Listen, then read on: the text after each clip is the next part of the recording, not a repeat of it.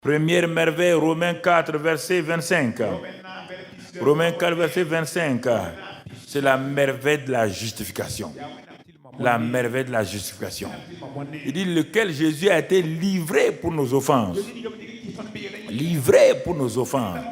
Et est ressuscité pour notre justification. La justification. Personne ne pouvait se justifier. Romains 3 dit que tous ont péché, sont privés de la gloire de Dieu.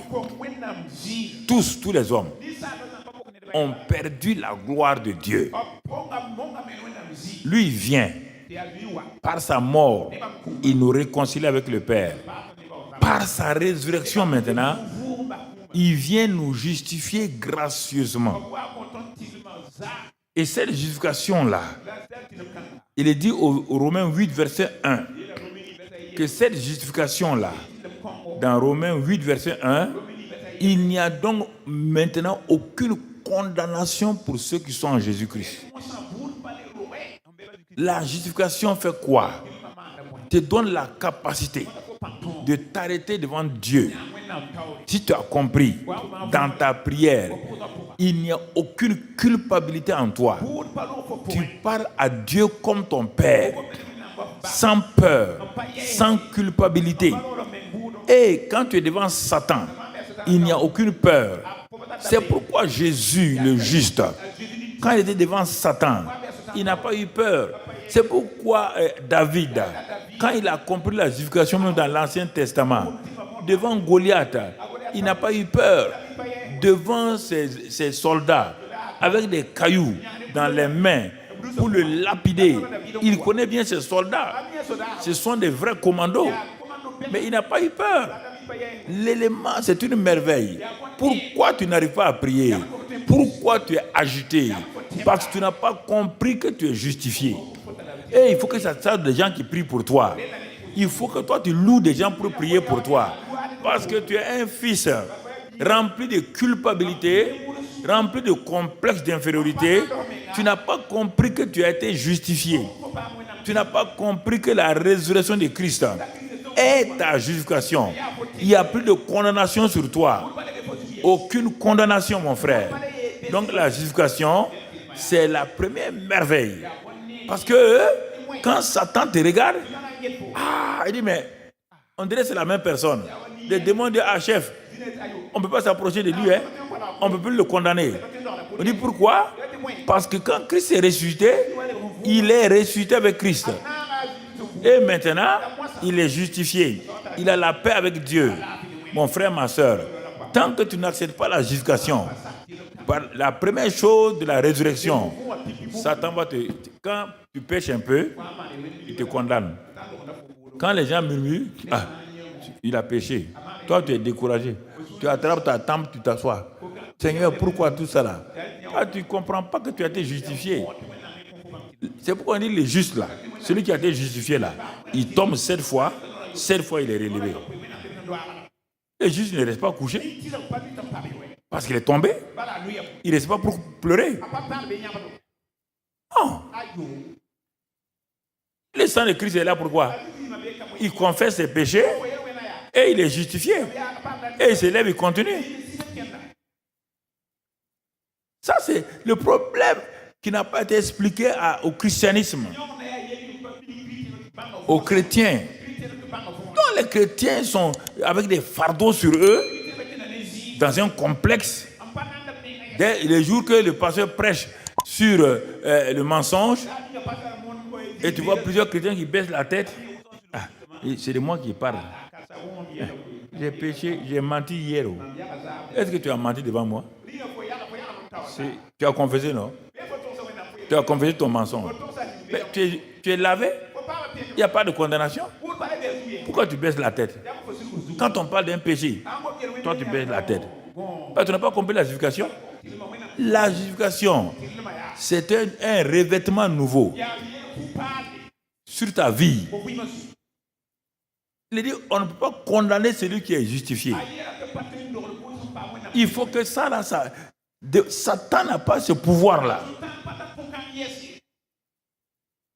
ni personne. Maintenant, si tu n'as pas confessé ton péché, il va te culpabiliser. Hein? Mais dès que tu confesses, il est dit que Dieu est fidèle et juste pour te pardonner et pour purifier toutes tes iniquités. C'est la première merveille. Mais sans ça, là, tu ne peux pas prier correctement. Non. C'est pourquoi beaucoup de gens courent à des lieux de prière. Si tu vois des gens courir là, ils sont culpabilisés. Satan leur dit tu es faible. Dieu ne te répondra pas. Tu n'es pas digne. Il faut amener quelqu'un. Il faut que quelqu'un prie pour toi. Quand la personne a prié, Satan vient dire, il a prié là-haut. Tu as eu quoi? C'est ça le vrai problème des chrétiens. C'est pourquoi ils courent à gauche, à droite. Tu les vois, ils courent à gauche, à droite. Où vas-tu? Il n'y a rien de prière là-bas. On a dit que quand le prophète l'a pris, j'ai plus qu'un prophète. Il s'appelle Jésus. Il m'a justifié. Et je me tiens, je parle à mon père. La prière, c'est parler à son père. Toi, tu laisses ton père. Tu cours. Tu veux que l'autre là dise à son père là de te parler. Non, mon ami. Non, mon frère. Non, mon ami. Donc, c'est parce qu'il te manque la compréhension de la justification. Quand j'ai compris ça, c'était en 1989, à Harare, à la conférence de Fire Conférence de Bunké. Ils nous avaient invités là-bas. Donc, les grands hommes du monde de l'époque sont venus de partout du monde. Donc, nous, on démarrait, mais malgré ça, ils nous ont invités. Nous, on est parti du Burkina 2 ou 3. Le pasteur Michel Ouedraogo, à moi et puis quelqu'un, on est parti. Il a payé tout, on est arrivé. C'est là-bas que j'ai saisi la justification. Quand je suis venu, la première église où j'ai prêché ça, c'est la mission apostolique, l'église centrale. Tous les gens étaient assis comme ça. Il y avait un Français, là, Jacques, responsable de jeunesse. Donc. Mais lui, il sautait. Parce que c'était la première fois qu'ils entendaient aussi. Et depuis ce temps-là, quand j'ai commencé à prêcher à nos pasteurs ici, les gens ont eu l'assurance. Si tu n'as pas cette assurance-là, Satan va te critiquer, te condamner. Quiconque parle de ça, tu penses qu'on parle de toi. Dès qu'on parle d'un péché, tu penses qu'on parle de toi. Parce que tu ne crois pas à la justification. Et ça, c'est pourquoi j'insiste sur cette première partie-là. Les gens veulent la puissance du Saint-Esprit. Ça ne marchera pas. La puissance du Saint-Esprit est dans chacun d'entre vous. Pourquoi ça ne marche pas? Vous êtes culpabilisé, vous êtes condamné, vous n'avez pas d'assurance, et vous marchez comme ça, dodu, bossu, vous marchez comme ça, dans le découragement. Seigneur, en tout cas, je suis là. Hein. Moi, une faible petite créature. Moi, un petit pécheur. Et ça, c'est le langage des accusés. C'est le langage des coupables. C'est le langage, ils croient que c'est l'humilité. L'humilité n'est pas de dire je ne suis rien. Ça, c'est pas l'humilité, ça, c'est l'ignorance. Petit ignorant comme ça, là. Je ne suis rien. Où t'as dit ça? Toi, fille de Dieu, tu n'es rien. Tu n'es rien. Tu vois les filles d'un roi, les princes là, le prince de Maroc là, et d'Angleterre là. Mais quand tu les vois marcher, non? Ils savent qui ils sont. Mais toi, tu es fille de Dieu. Tout le temps, c'est toi qui... il n'y a rien. Dès que tu as péché, seulement, tu crois que tu es dévalorisé. Ça, c'est ta mentalité qui n'est pas changée.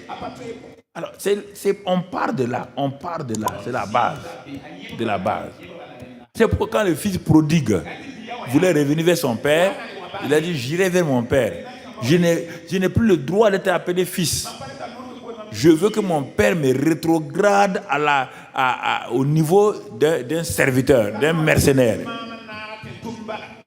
Ça, c'est la pensée de beaucoup d'entre vous. J'ai fait ça, j'ai péché. Bon, Dieu n'a quand même pardonné quand même. Bon, non. Il s'est levé avec cette mentalité. J'irai chez mon père. Je vais lui dire, j'ai péché. Mais quand il va, depuis des années, son père l'attend. Chaque jour, le père regarde la route si son fils va revenir. Mais le fils était dans la culpabilité. Et il s'est tellement dégradé qu'il ne croit plus en lui-même. Il ne croit plus qu'il est prince. Il a pris un décret princier pour se rétrograder lui-même. Alors que le père est sur le trône, c'est lui qui prend les décrets royaux. Mais quand il arrive, il attendait que le papa le gronde. Mauvais fils, tu as gâté le nom de ton père.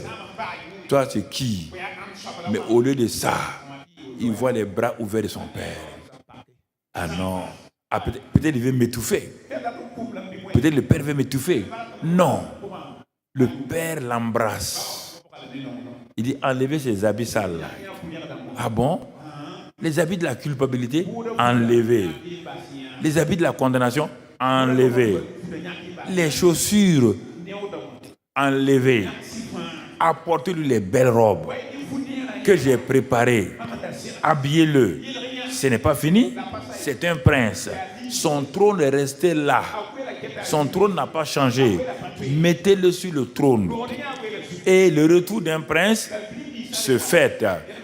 Tuez le veau gras. Tuez-le. Mon fils qui était perdu, je l'ai retrouvé.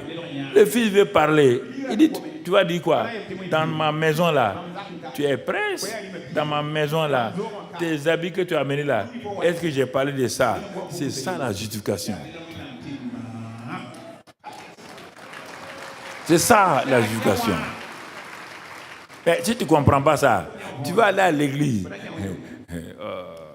En France, là, on évangélisait, on est parti, on impose aux chrétiens des choses.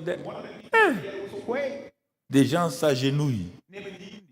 Leurs genoux là sont ensanglantés. On dit non, il faut, mon vieux, il faut rester sur ça. Hein. Mais on te présente un Dieu méchant.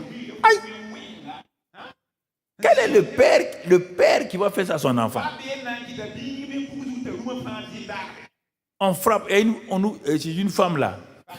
Il y a des choses qu'on a vues, c'est terrible. Il y avait sa table table à manger dans le salon, dans le salle à manger. Et elle avait sur sa tête une casserole avec de l'eau chaude. Elle faisait le tour là. Madame, il y a quoi? Non. On a dit pour que mes péchés soient pardonnés. Il y a quelqu'un qui m'a dit là, qu'en tout cas lui il a vu maintenant qu'il faut souffrir. La théorie de la souffrance là est venue, c'est une qui vient de l'enfer directement pour les chrétiens. Ça vient de l'enfer quoi. Il n'y a pas de souffrance rédemptrice. Les seules souffrances de Christ sont rédemptrices. Il n'y a pas de souffrance rédemptrice. Tu n'as qu'à souffrir comment? Elles ne sont pas rédemptrices. Il faut que tu comprennes ça. Hein? Ta souffrance ne va pas te donner un galon.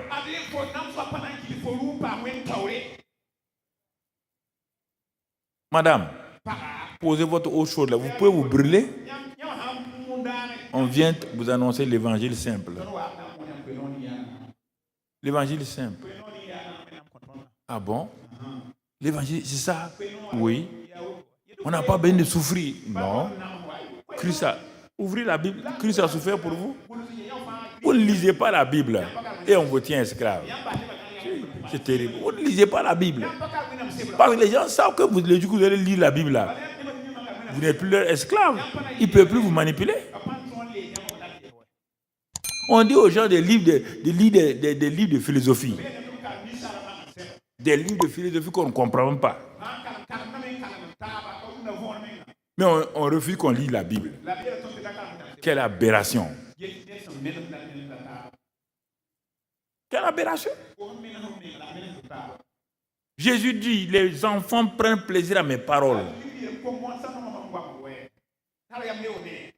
La justification, c'est le premier élément. Le reste là vient facilement. Le Saint-Esprit est venu pour ressusciter Christ et il te donne la paix. Tu donnes la paix en même temps. Le Saint-Esprit dit, ok, tu as reçu Christ. Par sa justification, reçois maintenant la paix. Reçois l'assurance et marche librement. Et si tu ne fais pas ça, partout où tu vas, tu es complexé. Ce que vous appelez timidité là, c'est le manque de justification. Ah, moi je suis timide, hein? Ça veut dire que tu as refusé la justification de Jésus. Tu as refusé? C'est ça qui vous crée des problèmes. Quand vous partez prier, Satan est derrière vous. Est-ce que Dieu peut te répondre à toi? Regarde la vie que tu mènes là. Un gars comme toi là, tu es un bon enfant de Dieu. Alors, avec ça, vous avez ce fardeau là sur vous.